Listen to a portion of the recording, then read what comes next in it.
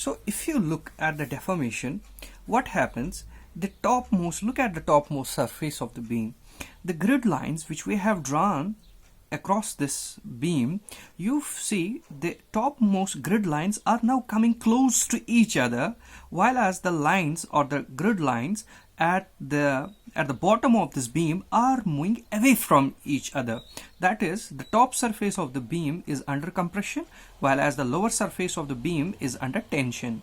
So by subjecting a prismatic beam to the moments M and M at its free ends, we are compressing the top surface of the beam, while at the same time we are expanding the lower surface of the beam. So we say, when a beam is subjected to pure bending, the upper surface of the beam compresses, while as the lower surface of the beam remains under tension. Now, it essentially means if the upper surface is under compression, that is, compressive stresses are generated in it, and the lower surface is expanding or it's under tension, it means tensile stresses are being generated in it. So see, look at this prismatic beam again. This prismatic beam is subjected to bending moment M and M at its free ends. This bending moment is clockwise and it's acting along this axis, which is perpendicular to the longitudinal axis of the beam. This moment is anti-clockwise and it's acting along this direction. Okay, so by subjecting the beam to these moments, the top surface is being compressed and the lower surface is being expanded. So the top surface of the beam in pure bending is under compression and the lower surface of the beam in pure bending is under tension.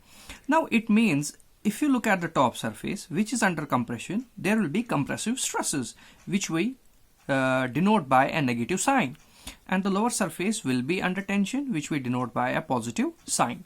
It means as we move from the top surface of the beam, the stresses are negative. As we go to the lower surface, the stresses are positive.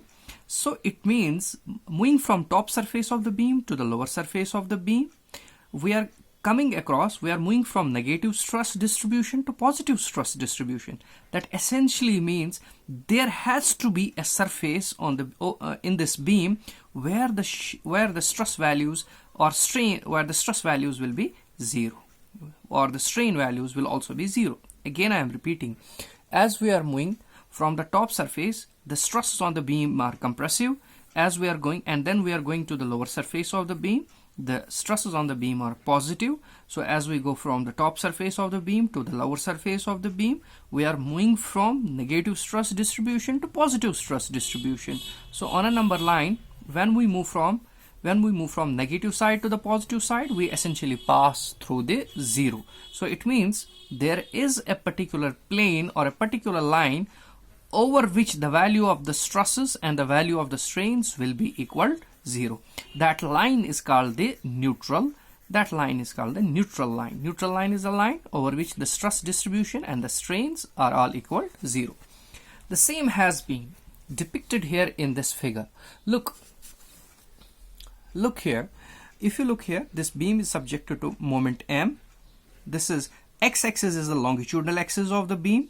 This moment will be in a direction perpendicular to the x-axis, that essentially it will be along the z-axis. So the top surface of the beam will be under compression, lower surface of the beam will be under tension. So the top plane is under compression, lower surface is under tension. It means within the beam there will be a surface which will neither be in compression nor in tension. That plane is called the neutral surface or the neutral plane.